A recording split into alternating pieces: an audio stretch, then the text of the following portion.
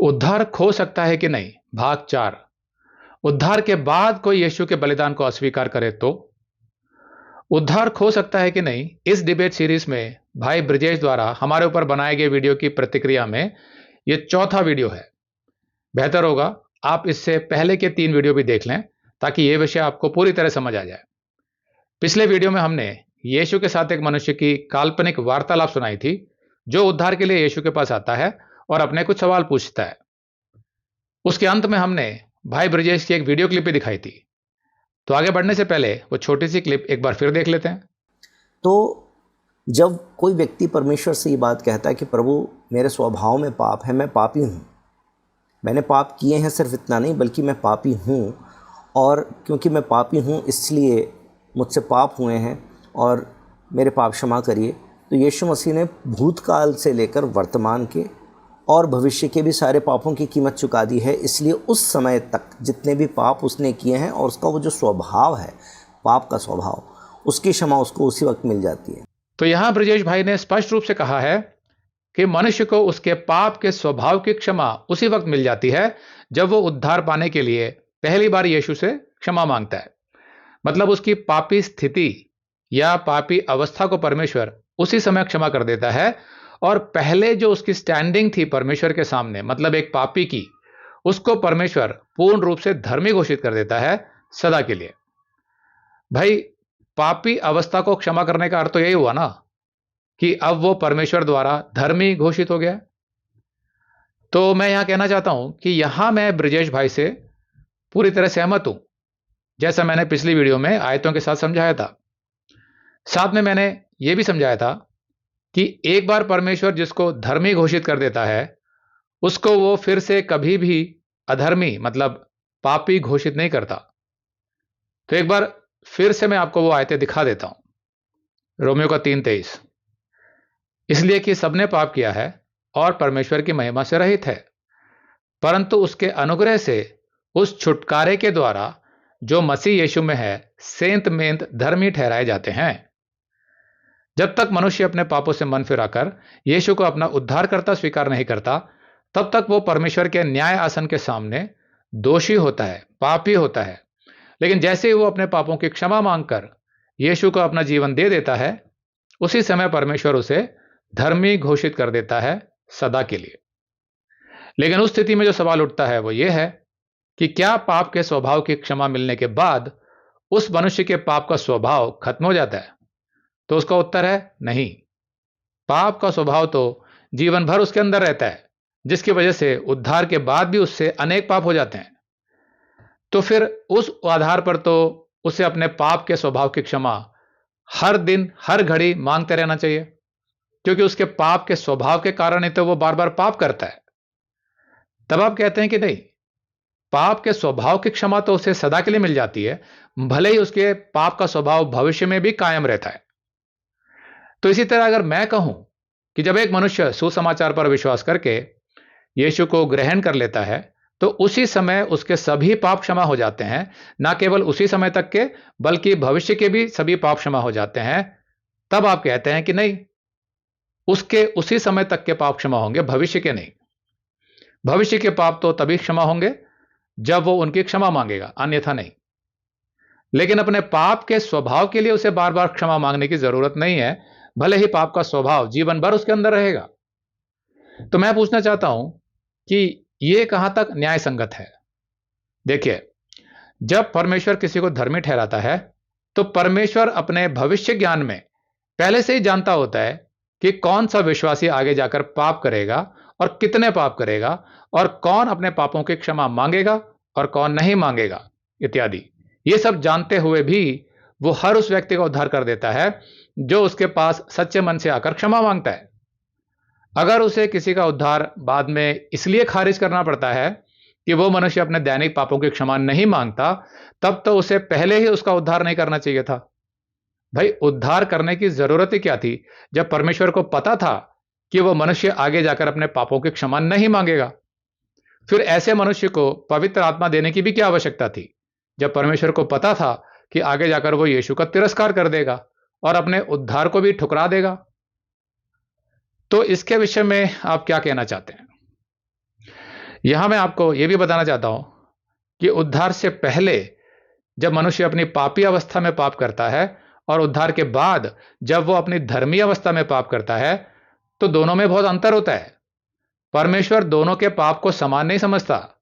जब मनुष्य अपनी पापी अवस्था में पाप करता है तो वो नरक का अधिकारी होता है, लेकिन जब मनुष्य अपनी धर्मी अवस्था में पाप करता है तो वो ताड़ना का अधिकारी तो होता है, लेकिन नरक का अधिकारी नहीं होता, क्योंकि वो परमेश्वर की संतान बन चुका था जब उसका उद्धार हुआ था।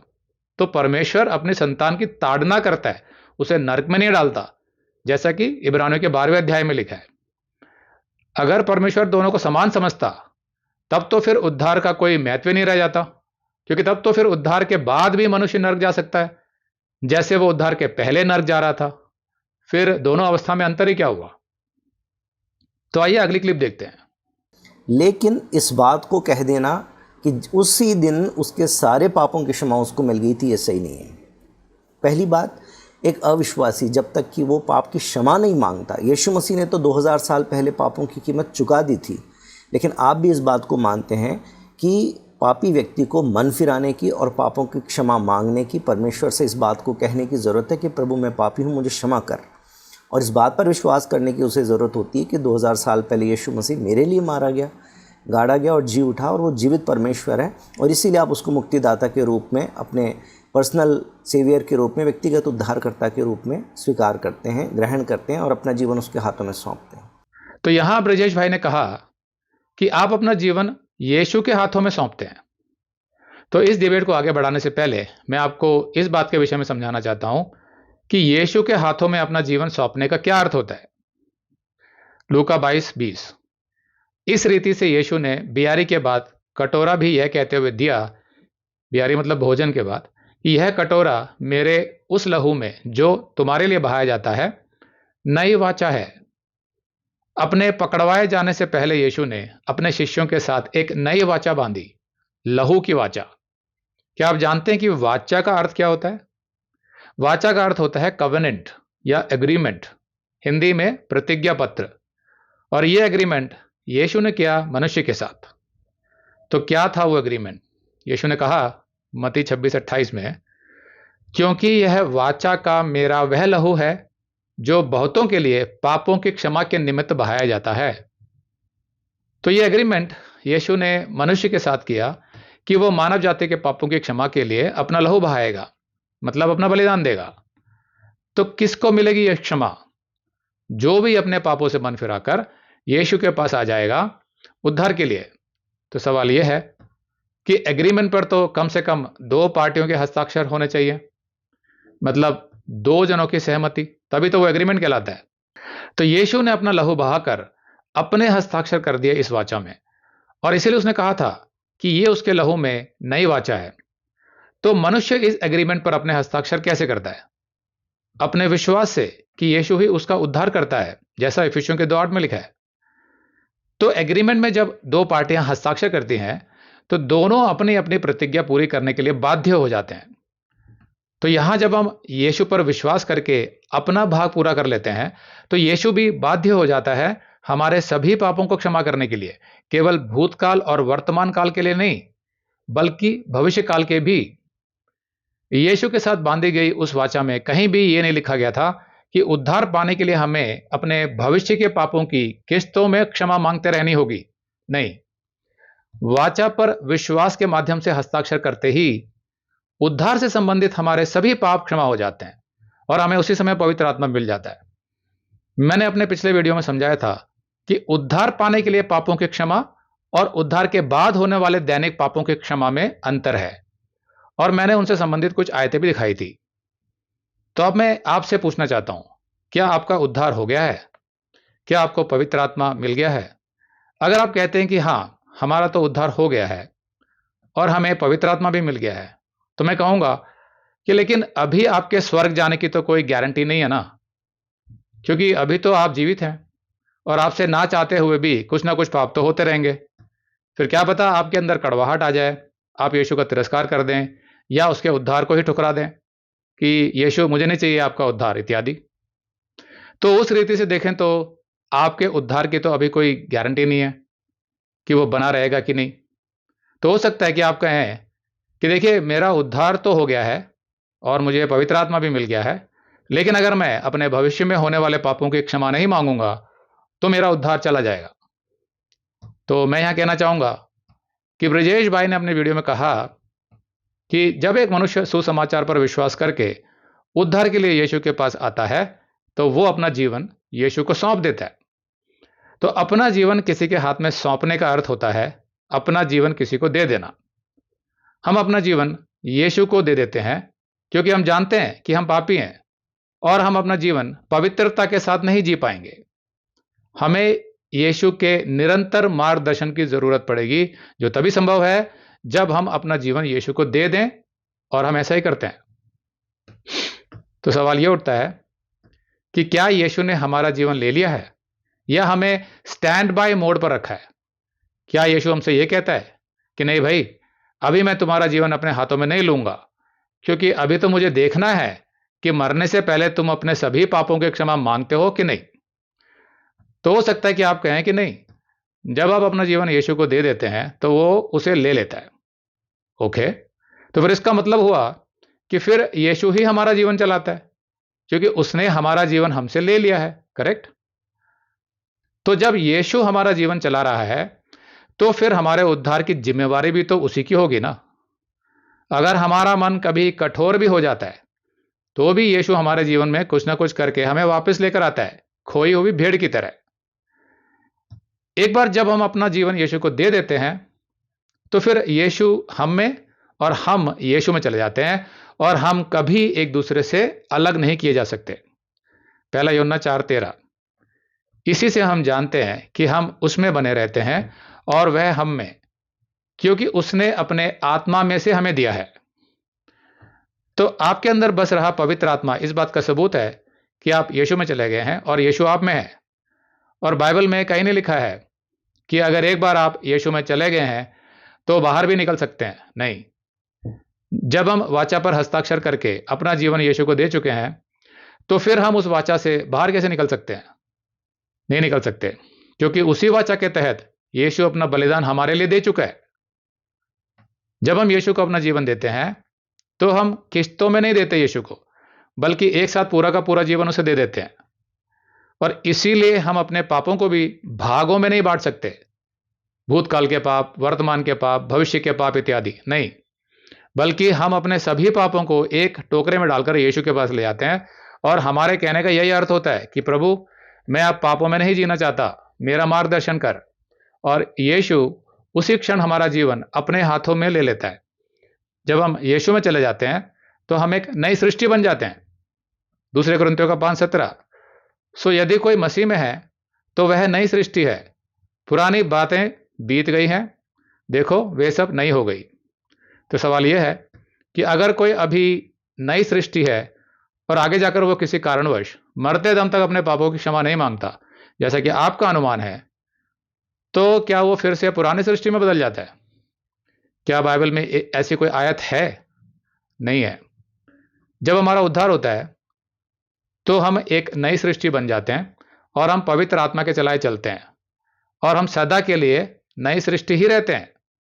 हम वापस कभी पुराने सृष्टि में नहीं बदलते। आइए अब अगली क्लिप देखते हैं।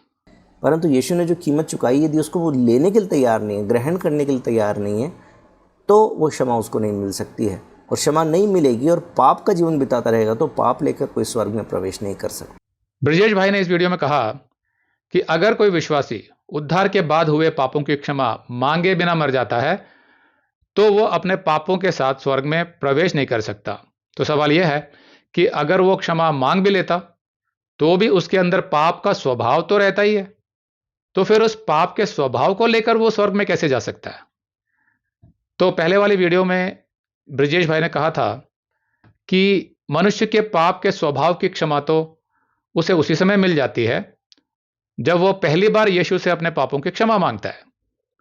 हाँ, ये बात सही है, लेकिन उससे ये सच्चाई तो नहीं बदल जाती ना कि मनुष्य के अंदर पाप का स्वभाव फिर भी रहता है।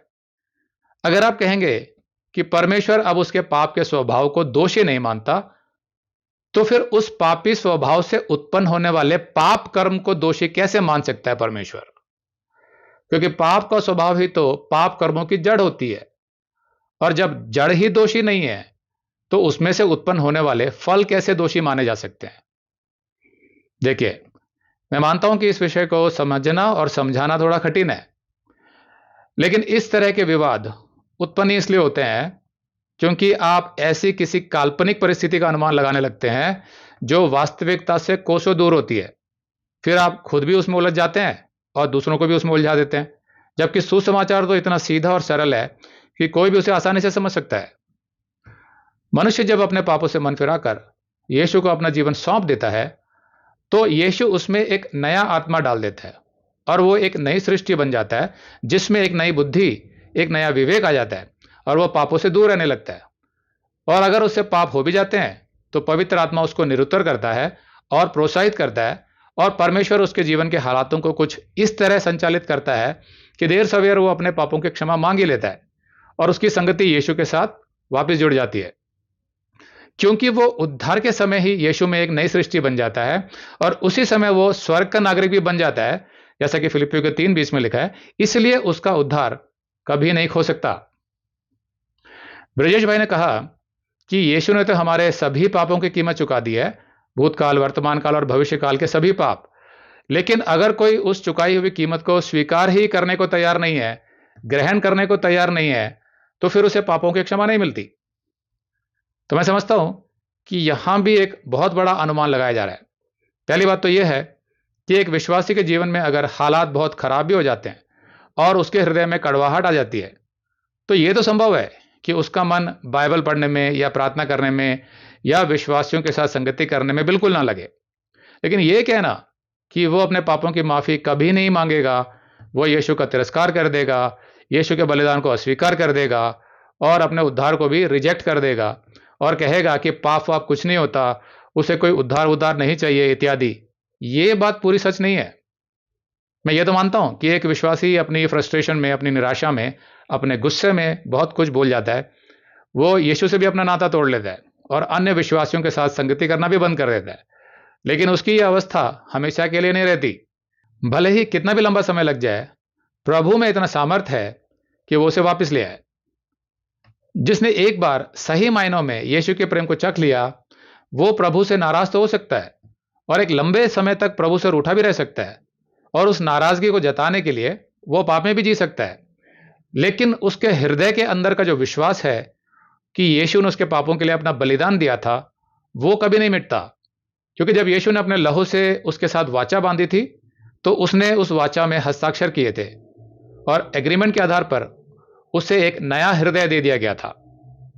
यहेजकेल 36:26, मैं तुमको नया मन दूंगा और तुम्हारे भीतर नई आत्मा उत्पन्न करूंगा और तुम्हारी देह में से पत्थर का हृदय निकालकर तुमको मांस का हृदय दूंगा। तो यहां मांस का हृदय मतलब परमेश्वर विश्वासियों को उद्धार के समय एक नम्र हृदय देता है, जो परमेश्वर के वचन को स्वीकार करेगा और उस पर चलेगा भी। इसलिए आप जिस तरह का अनुमान लगा रहे हैं कि वो यीशु का पूर्ण रूप से तिरस्कार कर देगा, उसकी संभावना नहीं है, क्योंकि अब वो विश्वासी एक नई सृष्टि बन गया है जिसमें पवित्र आत्मा काम कर रहा है, जिसके कारण उसके अंदर संयम, नम्रता, विश्वास, भलाई इत्यादि उत्पन्न होने लगेंगे, जिसके तहत वो कभी भी बहुत लंबे समय तक यीशु से दूर नहीं रहेगा। अगर आपके आसपास कोई ऐसा व्यक्ति है जिसको आप विश्वासी समझते हैं, लेकिन अब वो यीशु का तिरस्कार करके पाप में जीवन जी रहा है, तो बहुत संभव है कि उसका उद्धार ही नहीं हुआ हो। मात्र बपतिस्मा लेने और चर्च जाने से यह नहीं मान लेना चाहिए कि उसका उद्धार हो गया है। मैंने पर्सनली ऐसी गवाहियां तो सुनी है जिसमें लोग कभी कभी अपने हालातों से तंग आकर यीशु को बुरा भला कहते हैं और उसे प्रभु मानने से भी इनकार कर देते हैं। लेकिन क्योंकि परमेश्वर ने उन्हें एक नम्र हृदय दे दिया था उद्धार के समय, और पवित्र आत्मा उनमें निरंतर काम करता है और उन्हें निरुत्तर करता है, इसलिए एक समय के बाद वे अपनी गलती की क्षमा मांगते हैं और प्रभु के प्रेम को याद करके वापस यीशु के पास आ जाते हैं। ऐसी तो कई गवाहियां हैं। ऐसा इसलिए होता है क्योंकि उनका वास्तव में उद्धार हो गया होता है, और जिसका भी वास्तव में उद्धार हो जाता है वो ऐसा ही करता है। तो यहां मैं आपको ब्रिजेश भाई का एक और वीडियो क्लिप दिखाता हूं। यीशु मसीह ने जो कीमत चुकाई है, वो बात सच है कि वो भूतकाल से, वर्तमान से, भविष्य तक के तमाम पापों की उन्होंने कीमत चुका दी। परंतु जो व्यक्ति है जिसने पाप किया, उद्धार पाने से पहले अपने पापी स्वभाव की और अपने पाप कर्मों की क्षमा उसको मांगने की ज़रूरत है। परंतु जब उद्धार पा लिया उसके बाद में दैनिक जीवन में न चाहते हुए भी जब उससे पाप हो जाते हैं, जैसे पौलुस का उदाहरण हम देखते हैं कि मैं जो करना चाहता हूँ वो नहीं करता, परंतु जो नहीं करना चाहता वो मुझसे हो जाता है। ये जो शरीर और आत्मा की लड़ाई हम में से हर एक के जीवन में चलती रहती है, हमसे भी पाप हो जाते हैं, तो हमें उस पाप की क्षमा मांगने की ज़रूरत है। यदि हम अपने पापों को मान लें तो वो हमारे पापों को क्षमा करने और सारे अधर्मों से हमको शुद्ध करने में विश्वास योग्य और धर्मी है। परंतु यदि पापों को ना माने और ना मानना चाहें तो इब्रानियों 10:26 के हिसाब से लिखा हुआ है कि उस मसीह की पहचान प्राप्त कर ली, सच्चाई की पहचान प्राप्त कर ली, उद्धार प्राप्त कर लिया, और उसके बाद में यदि निरंतर हम पाप में जीवन बिताएं और पाप से मन न फिराएं तो फिर कोई बलिदान शेष नहीं है। और यीशु मसीह का वो बलिदान जो है वो हमारे पाप को क्षमा इसलिए नहीं करेगा क्योंकि हम क्षमा मांग नहीं रहे। इसका मतलब ये नहीं कि यीशु ने कीमत चुकाई नहीं, परंतु यीशु ने जो कीमत चुकाई यदि उसको वो लेने के लिए तैयार नहीं है, ग्रहण करने के लिए तैयार नहीं है, तो वो क्षमा उसको नहीं मिल सकती है। और क्षमा नहीं मिलेगी और पाप का जीवन बिताता रहेगा तो पाप लेकर कोई स्वर्ग में प्रवेश नहीं कर सकता। तो इस सीरीज के दूसरे वीडियो में मैंने बताया था कि पहला यूहन्ना 1:9 के विषय में हम भी सहमत हैं कि एक सच्चे मसीह को अपने दैनिक पापों की क्षमा अवश्य मांगनी चाहिए, जो हमारे 4 साल पुराने वीडियो में स्पष्ट रूप से समझाया गया है। तो फिर यहाँ मतभेद क्या है? मतभेद ये है कि ब्रजेश भाई मानते हैं कि यदि कोई विश्वासी उद्धार के बाद होने वाले अपने पापों की मरते दम तक क्षमा नहीं मांगता तो उसका उद्धार खो जाता है और वो नरक जाता है, और हम इस बात से सहमत नहीं है। क्यों? तो इस विषय पर मैंने पिछली 3 वीडियो में जो कुछ समझाया है उसके अलावा भी मैं यहां कुछ समझा देता हूं। देखिए, जब हमारा उद्धार हुआ था तो हमें कहां बैठा दिया गया था? इफिसियों को 2:5। जब हम अपराधों के कारण मरे हुए थे तो हमें मसीह के साथ जिलाया, अनुग्रह से तुम्हारा उद्धार हुआ है, और मसीह यीशु में उसके साथ उठाया और स्वर्गीय स्थानों में उसके साथ बैठाया। तो हम आत्मिक तौर पर पहले मृत थे, फिर मसीह के साथ हमें जिलाया गया, मतलब हमारा उद्धार हो गया, फिर हमें यीशु के साथ स्वर्गीय स्थानों पर बैठा दिया गया। तो आत्मिक तौर पर हम मसीह के साथ बैठे हुए हैं और इसलिए हमारा उद्धार कभी खो नहीं सकता। तो हम यीशु के साथ बैठने के योग्य कैसे बने? उद्धार के समय जब हमने अपने पापों से मन फिराया था तो हम यीशु में सिद्ध हो गए थे, पवित्र हो गए थे, परफेक्ट एंड होली। लेकिन उद्धार के बाद जब हम पाप करते हैं तो यीशु में हमारी पोजीशन थोड़ी कंफ्यूजिंग हो जाती है, जिसको ठीक करने के लिए हमें अपने दैनिक पापों की क्षमा मांगने की आवश्यकता होती है। तो जब हम यीशु के साथ बैठे हैं तो हमारी अवस्था सिद्ध होनी चाहिए, परफेक्ट, मतलब हम में कोई पाप नहीं होना चाहिए। लेकिन उद्धार के बाद भी हमसे पाप तो हो जाते हैं और हम अशुद्ध हो जाते हैं, फिर हम सिद्ध नहीं रहते। लेकिन तब भी हम यीशु के साथ ही बैठे रहते हैं स्वर्गीय स्थानों पर। परमेश्वर हमें वहां से उठा नहीं देता और ना कभी उठाएगा, क्योंकि उद्धार के समय हम स्वर्ग की मीरास के सहभागी हो गए थे। लेकिन फिर भी यह समझना आवश्यक है कि अगर हम यीशु के साथ बैठे हैं तब तो हमें पवित्र होना, सिद्ध होना आवश्यक है। तो इसका क्या समाधान है? पहला यूहन्ना 1:9, यदि हम अपने पापों को मान लें तो परमेश्वर हमारे पापों को क्षमा करने और हमें सब अधर्म से शुद्ध करने में विश्वास योग्य और धर्मी है। तो यह उद्धार पाने के लिए पापों की क्षमा की बात नहीं हो रही है, उद्धार तो हमारा हो चुका है। यहां बात हो रही है शुद्धता प्राप्त करने की, जिसके लिए हमें पापों की क्षमा मांगना आवश्यक है। अगर उद्धार के बाद हम यीशु से अपने दैनिक पापों की क्षमा नहीं मांगेंगे तो हम यीशु के साथ शुद्ध और सिद्ध रूप में नहीं बैठ पाएंगे, जिसका अर्थ होगा कि यीशु से हमारी संगति टूट जाएगी और हमारी शांति चली जाएगी। कहने का अर्थ है कि इस आयत में यूहन्ना उद्धार प्राप्त करने या उद्धार को बचाए रखने के संबंध में बात नहीं कर रहा है, बल्कि वो विश्वासी की शुद्धता के विषय में बात समझा रहा था कि विश्वासी को हमेशा शुद्ध रहने की आवश्यकता है, जो उसके मसीही जीवन को सुखद अनुभव देगा। बाइबल के विद्वान मानते हैं कि यूहन्ना यहां संभवतः कौटुंबिक या पारिवारिक क्षमा की बात कर रहे हैं। मतलब जैसे एक परिवार में पिता और पुत्र का संबंध होता है कि अगर पुत्र पिता के विरुद्ध कोई गलती करे तो उनका संबंध नहीं टूटता, लेकिन फिर भी यह आवश्यक है कि पुत्र पिता से अपनी गलती की माफी मांगे, नहीं तो उनके संबंध की मधुरता चली जाती है। और यही कहानी उड़ाऊ पुत्र की भी थी। अगर उड़ाऊ पुत्र जीवन भर अपने पिता से क्षमा नहीं मांगता तो उसे बहुत बुरे हालातों का सामना करना पड़ता और हानि उठानी पड़ती, लेकिन फिर भी पिता से उसका संबंध कभी समाप्त नहीं होता, क्योंकि वह प्रेम करने वाला पिता था। इसी तरह जब एक विश्वासी अपने दैनिक जीवन के पापों की क्षमा नहीं मांगता यीशु से, तो उसे बहुत हानि उठानी पड़ती है। लेकिन प्रेम करने वाले यीशु से उसका संबंध कभी नहीं टूटता, क्योंकि वो संबंध यीशु के लहू की स्थायी वाचा से बंधा हुआ है, जो कभी मिटाया नहीं जा सकता। यीशु ने जब अपने शिष्यों को प्रार्थना करनी सिखाई थी, तो क्या कहा था? मत्ती 6:11, हमारी दिन भर की रोटी आज हमें दे। और जिस प्रकार हमने अपने अपराधियों को क्षमा किया है, वैसे ही तू भी हमारे अपराधों को क्षमा कर। तो यहां पर यीशु अपने शिष्यों को दैनिक अपराधों की क्षमा मांगने की बात कर रहा है। यह क्षमा भी उद्धार होने से संबंधित नहीं है। यीशु ने आगे कहा, यदि तुम मनुष्यों के अपराध क्षमा ना करोगे, तो तुम्हारा पिता भी तुम्हारे अपराध क्षमा ना करेगा। तो यहां भी उद्धार से संबंधित क्षमा की बात नहीं हो रही है। लेकिन उद्धार के बाद अगर हम अपने दैनिक पापों की क्षमा नहीं मांगते, तो हम अपने स्वर्गीय पिता को शोकित करते हैं और उसके साथ हमारे संबंध की मधुरता चली जाती है। और उसका परिणाम यह निकलता है कि हमारे अंदर कड़वाहट भर जाती है, जो हमारे जीवन की शांति छीन लेता है। लेकिन अगर हम नम्रतापूर्वक परमेश्वर से अपने दैनिक पापों की क्षमा मांग लेते हैं, तो वो हमारे मन को शुद्ध कर देता है, पवित्र कर देता है और हमें यीशु के साथ स्वर्गीय स्थानों में बैठने में फिर से आनंद आने लगता है। इसलिए जब कोई हमें कहता है कि भाई, अगर कोई यीशु पर अपने विश्वास को ही त्याग दे, तब तो उसका उद्धार हो सकता है ना? तो हमारा जवाब यह होता है कि अगर किसी का वास्तव में उद्धार हो गया है, तो भले ही वो अपने शब्दों से और व्यवहार से ऐसा दिखाए कि वो यीशु पर अब विश्वास नहीं करता, तो भी उसके हृदय की गहराइयों में कहीं ना कहीं वो विश्वास दबा हुआ होता है और एक समय के बाद वो विश्वास फिर से ऊपर आ जाता है। तो अब हम बात करते हैं इब्रानियों के 10:26 से 27 की, जिसका जिक्र ब्रजेश भाई ने इस वीडियो क्लिप में किया था।